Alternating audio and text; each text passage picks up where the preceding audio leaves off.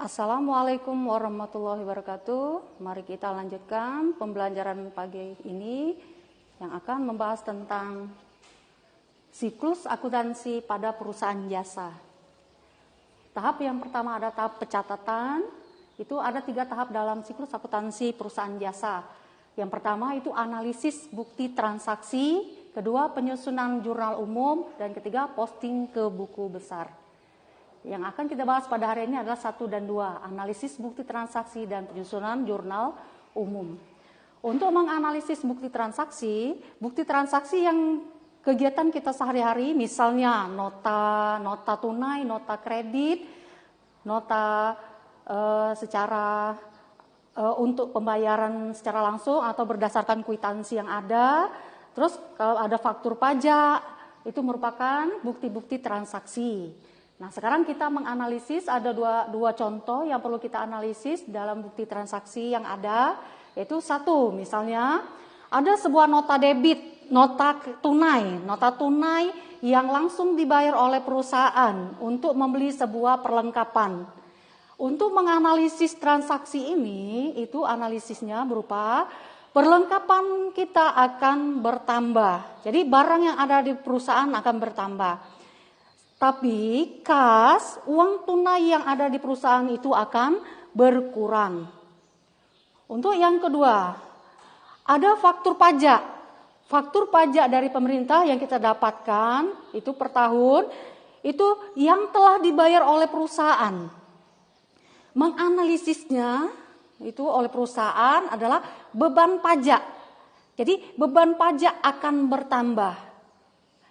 Kas, uang tunai yang ada di perusahaan akan berkurang.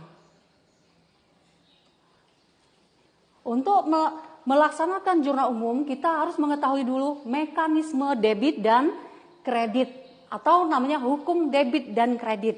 Jadi sebelum memasuki jurnal umum, kita harus tahu dulu inti dari permasalahan untuk pembuatan jurnal umum.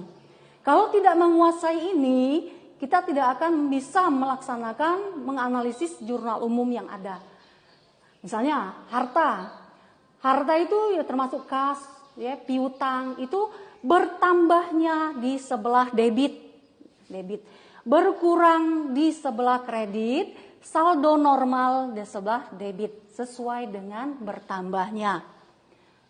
Akumulasi penyusutan, ini kelompok harta. Pengecualian dari kelompok harta. Akumulasi itu bertambahnya di sebelah kredit, berkurang di sebelah debit, normal di sebelah kredit.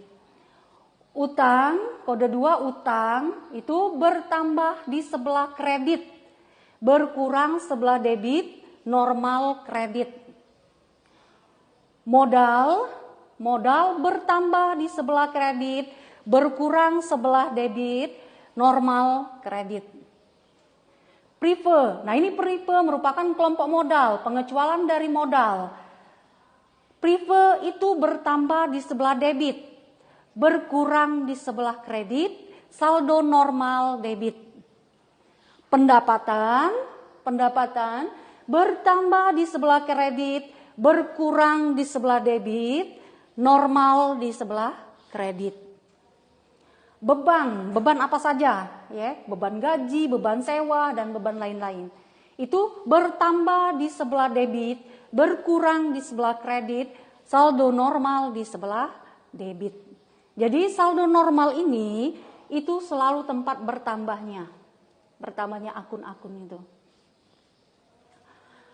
Untuk yang kedua itu jurnal umum. Jurnal umum itu adalah aktivitas meringkas, mencatat transaksi perusahaan berdasarkan dokumen dasar peserta secara kronologis beserta penjelasan yang diperlukan dalam buku harian.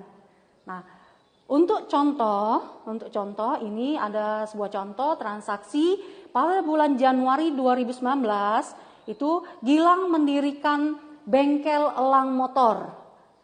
Transaksi yang terjadi pada bulan Januari 2019 adalah sebagai berikut. Januari 1, Tuan Gilang menyetor uang tunai 50 juta rupiah perlengkapan 3 juta rupiah sebagai modal awal.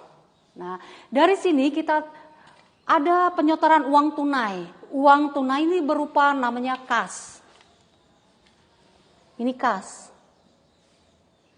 Ya, perlengkapan akunnya. Terus sebagai modal. Jadi ada 3, kas, perlengkapan, dan modal. Setelah kita analisis soal, kita akan masukkan ke dalam jurnal umum yang telah kita siapkan berbentuk seperti ini. Ya, berupa tanggal, akun, ref, debit, dan kredit. Ref ini digunakan jika dia telah diposting ke dalam buku besar untuk pelajaran selanjutnya. Ya, ini. Jadi setelah kita analisis transaksi tadi, kita akan masukkan ke dalam jurnal. Jadi 2019 Januari tanggal 1. Kas sebesar 50 juta di sebelah debit. Perlengkapan di sebelah debit juga itu sebesar 3 juta rupiah. Pada modal di sebelah kredit 50 ditambah 3 juta menjadi 53 juta. Untuk yang tanggal selanjutnya, Tuan Gilang membayar sewa untuk 6 bulan sebesar 5 juta rupiah. Nah, ini sewa untuk 6 bulan. Ya, artinya sewa dibayar di muka. Sebesar 5 juta, terus dia secara tunai langsung bayar, itu kasnya berkurang. Jadi sewanya bertambah, kasnya berkurang. Kita lihat sini, tanggal 2, sewa dibayar di muka. Di sebelah debit 5 juta, pada kas di sebelah kredit sebesar 5 juta. Untuk tanggal selanjutnya. Tanggal 3, membeli peralatan seharga 1 juta tunai. Artinya peralatannya bertambah. Tunai ini kas berkurang. Kita lihat sini.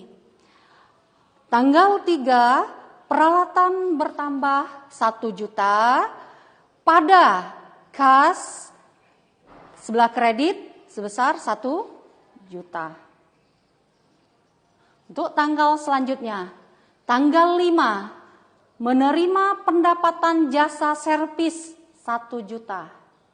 Nah, ini artinya pendapatan kita bertambah. Secara tunai ini artinya kasnya bertambah. Lihat sini tanggal 5, kas ini kan kelompok harta kas. Ya, bertambah di sebelah debit 1 juta. Pada pendapatan di sebelah kredit bertambah 1 juta.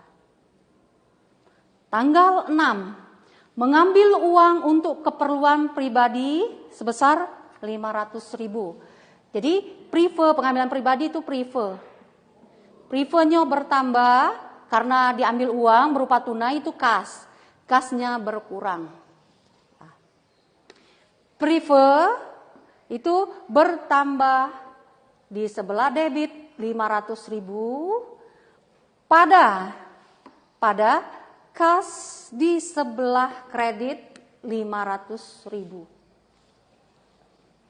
Untuk tanggal selanjutnya, membayar beban gaji untuk 3 orang karyawan sebesar 3 juta rupiah. Beban gaji bertambah. Karena dia mengeluarkan uang, itu kasnya tunai itu berkurang. Tanggal 10, beban gaji bertambah sebesar 3 juta pada kas di sebelah kredit berkurang sebesar 3 juta. Untuk tanggal selanjutnya, membeli perlengkapan 500.000, dibayar tunai 300.000, sisanya dibayar kemudian. Jadi perlengkapan bertambah. Terus dibayar tunai, ini kasnya yang berkurang, kasnya berkurang. Nah, 500.000 dikurang 300.000.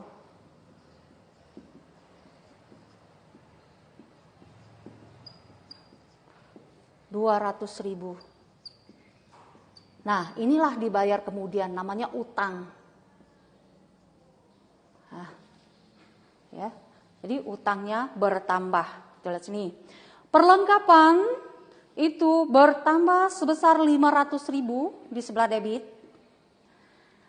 Pada kas, ini harta, berkurang di sebelah kredit sebesar 300.000.